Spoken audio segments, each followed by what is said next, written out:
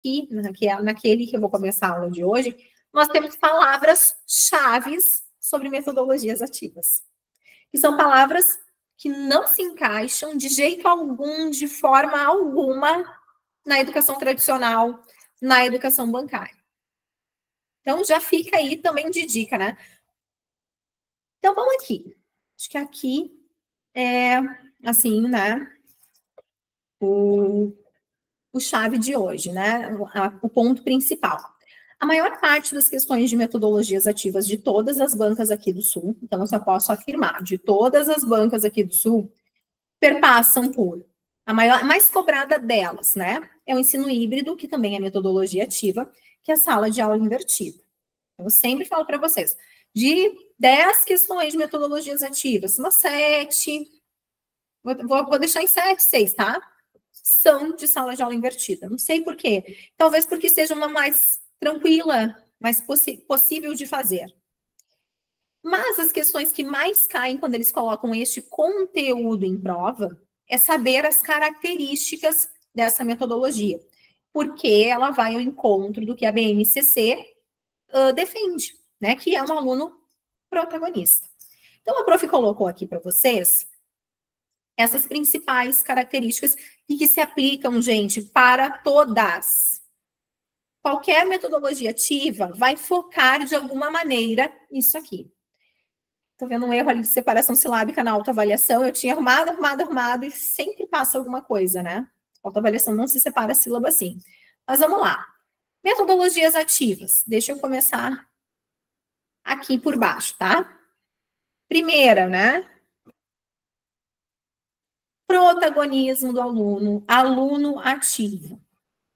Essa aqui remete a gente, inclusive, né? Ó, já vou complementar nosso quadro depois. A Base Nacional Comum Curricular.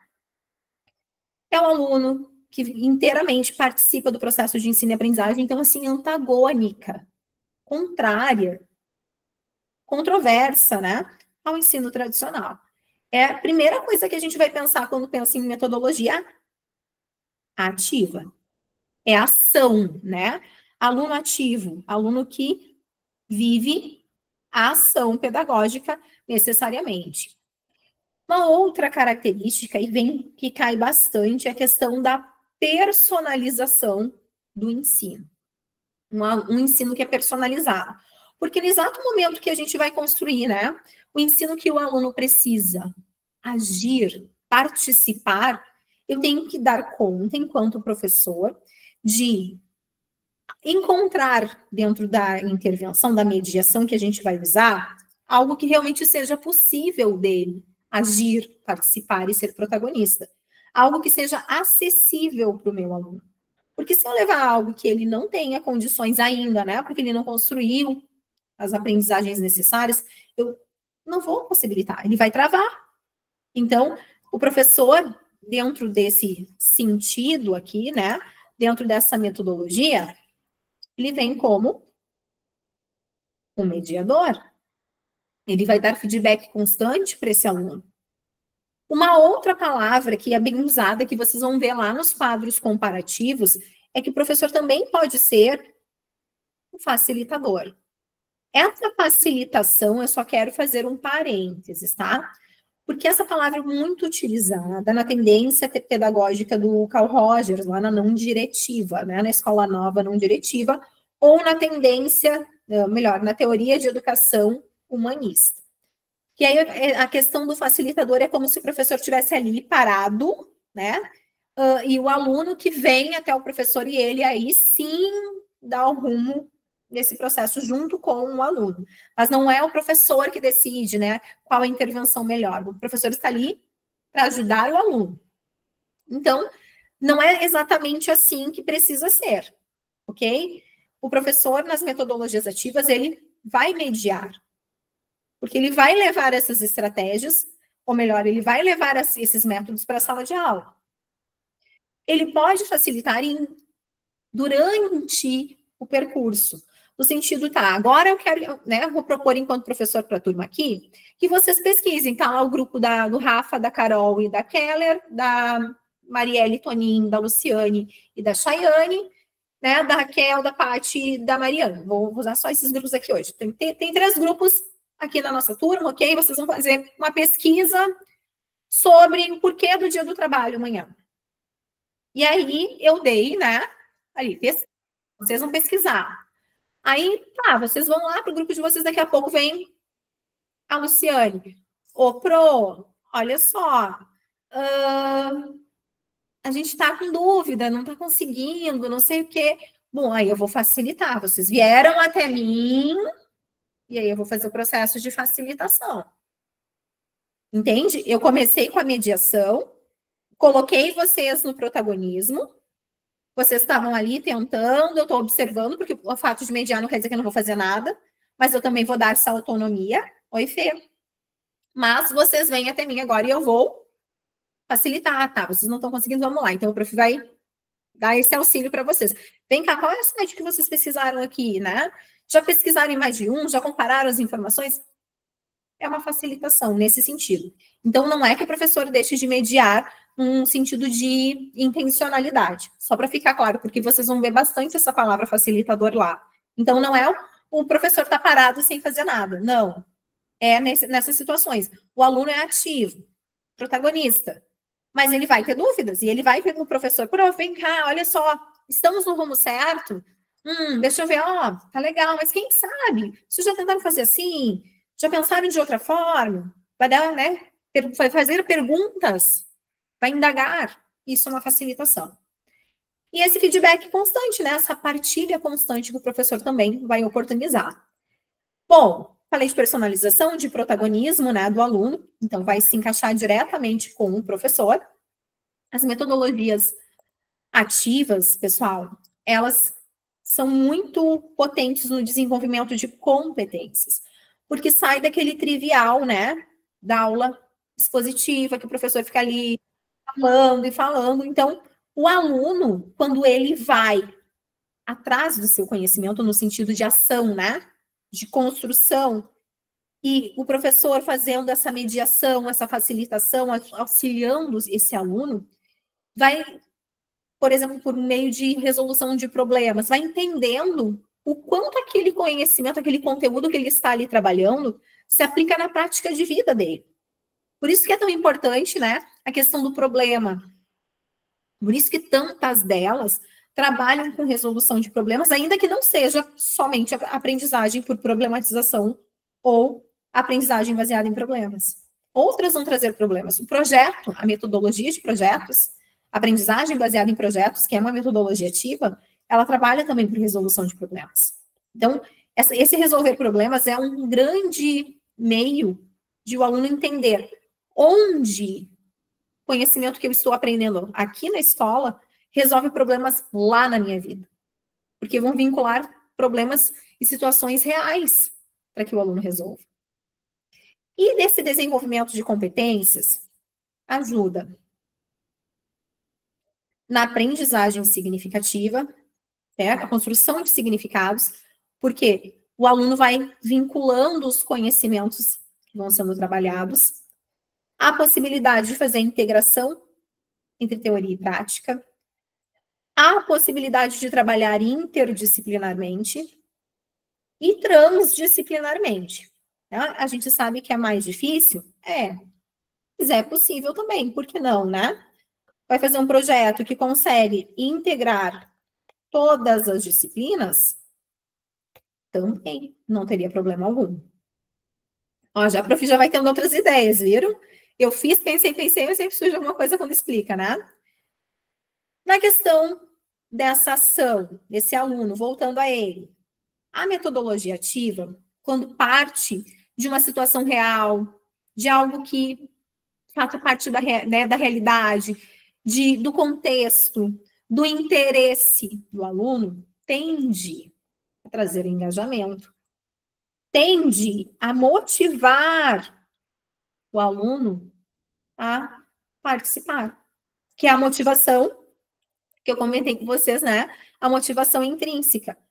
Vai ter 2 tipos de motivação. A extrínseca, que é do ambiente, que o professor, então, com sua intencionalidade pedagógica, vai organizar, trazendo esse problema, essa situação, né? Esse tema para a sala de aula.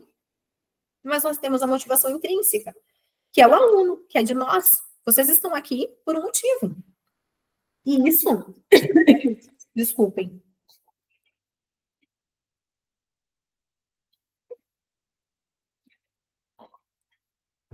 Perdão. E essa motivação é de cada um de nós. Ninguém está dentro de nós para nos motivar.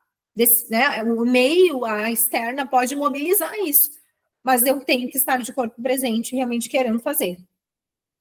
Então, essa ação, né, ela pode trazer essa possibilidade. Eu vou ter que tomar mais um pouco de água.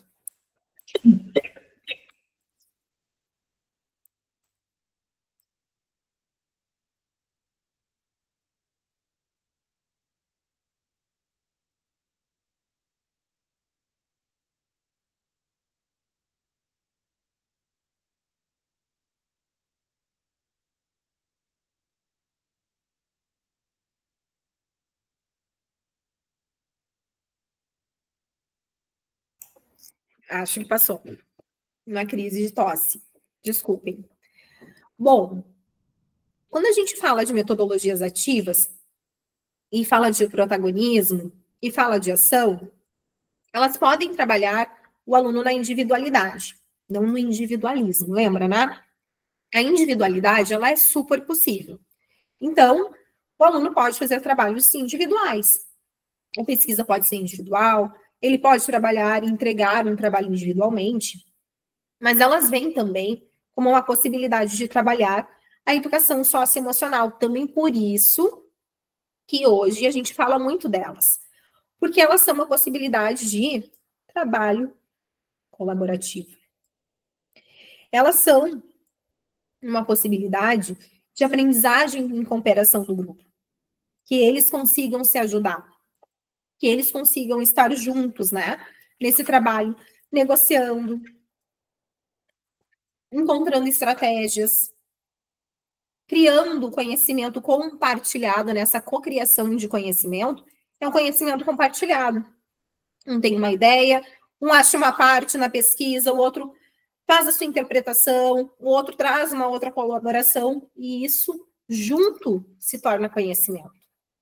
Então, essa possibilidade do trabalho coletivo, do trabalho em equipe, né, da negociação, de trabalhar com a frustração de que a minha ideia daqui a pouco não vai ser acolhida pelo grupo.